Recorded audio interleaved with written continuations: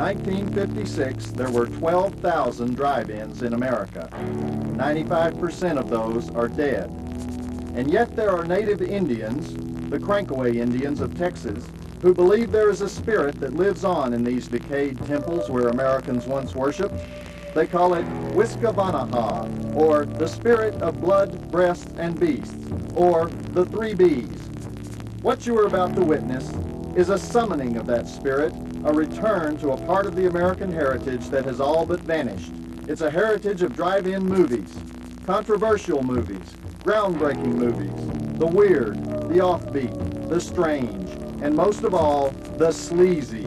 You are about to experience one of the sleaziest movies in the history of the world.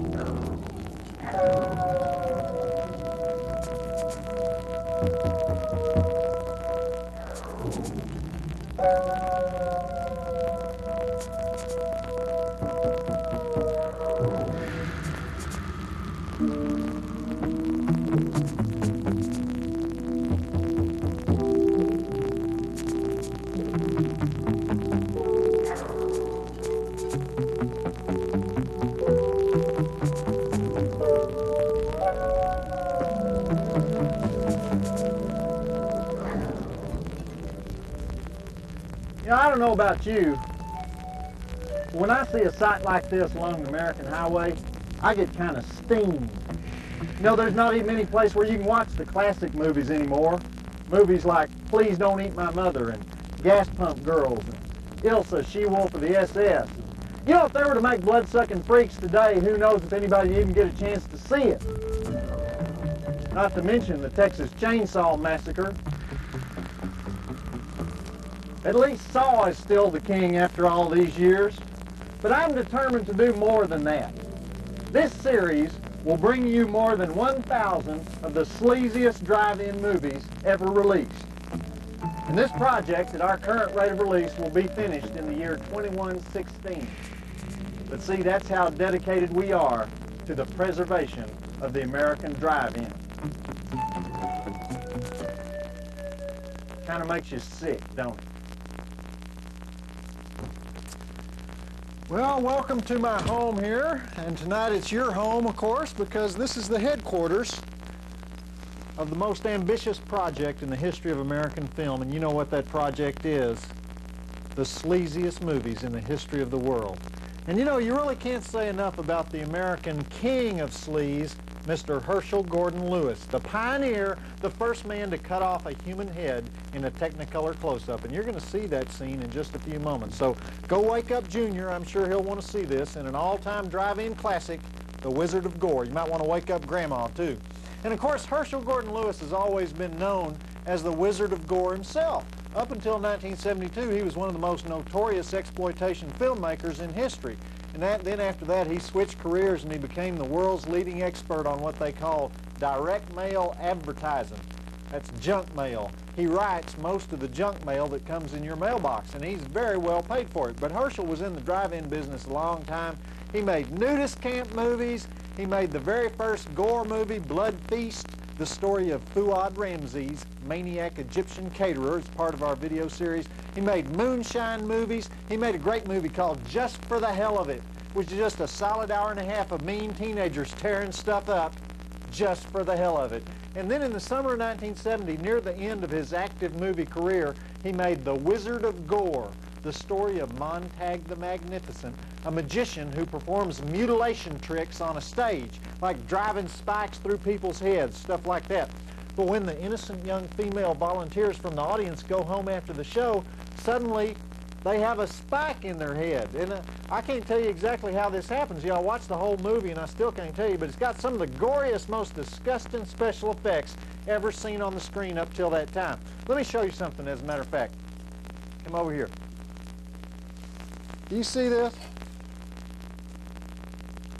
Many people see that. Oh, don't get scared or anything. I know it looks real, doesn't it? Many people see this and they think, oh no, that's gross. Somebody really got their head chopped off.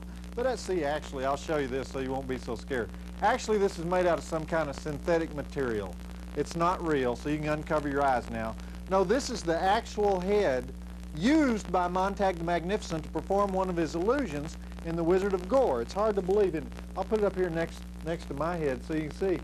In many ways, I think it looks more real than my head, don't you think? Anyway, I had the opportunity to interview Herschel Gordon Lewis at his home in Florida, and when I asked him about The Wizard of Gore, he told me, he said, you know, that was my jinx picture. He shot it in 3 weeks in a suburb of Chicago, and on the first day of shooting, the guy who was supposed to be playing Montag the Magnificent had a big fight with the executive producer. He wanted all these script changes. So they had to fire that guy and use a guy who was working on the crew named Ray Sager. He's the star now.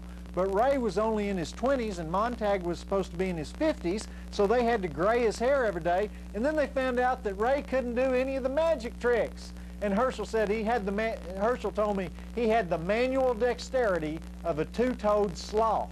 And he kept dropping the trick knives, and then near the end of the shooting, Herschel was getting ready to do the goriest special effect ever seen in history. He was going to show a human body being pulled apart on camera. Now, he'd first tried this in the movie 2000 Maniacs, where the guy's pulled apart by horses. You know, they put a horse on each leg and a horse on each arm, and they pull him apart. Collectors of the complete sleaziest movies in the history of the world know what I'm talking about. But he had to cut away in that scene. So Herschel thought he had the secret now of how to do a complete mutilated body without the camera ever cutting away. And he was all set to do the scene, and one of his electricians started a fire in a power box in this apartment building where they were working. So Herschel and his crew got immediately kicked out of the building, and the scene was never done. Herschel has many regrets in life, and that's one of the biggest ones.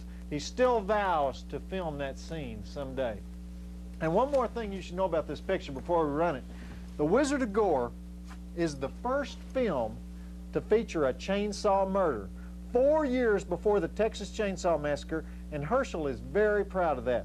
Okay, time to let the guts spill. Be sure you don't miss the opening sequence, one of the finest speeches since the great one in Plan 9 from Outer Space. I love this movie.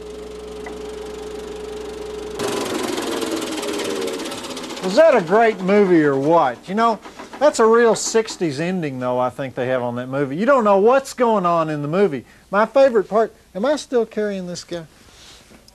My favorite parts of that movie, besides the bimbos in the early Nancy Sinatra costumes, I love that stuff, or when Jack goes up on stage to see if Montag is using a real metal spike or not.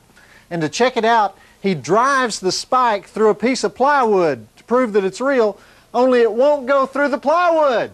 Now, they act like it goes through the plywood, but it doesn't go through the plywood. I mean, Herschel could have taken a second take one time, don't you think? And then old Goofy Jack trying to figure out the crime, that's another one. So he says, can you imagine a psycho chasing a woman down the street pushing a punch press?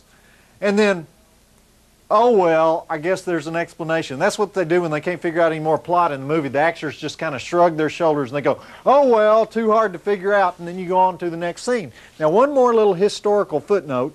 The big scene there where Montag rips open Sherry's stomach with his bare hands, the way they did that was that actress, Judy Clure, wore a vest filled with raw meat.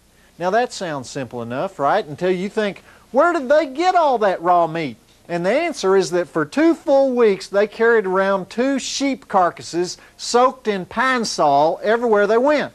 And people wonder whether this man was dedicated to movie making. You know, I said at the beginning that this was one of Herschel's last movies, and it wasn't that Herschel retired from movie making, it was simply that, well, Hollywood got too small for Herschel.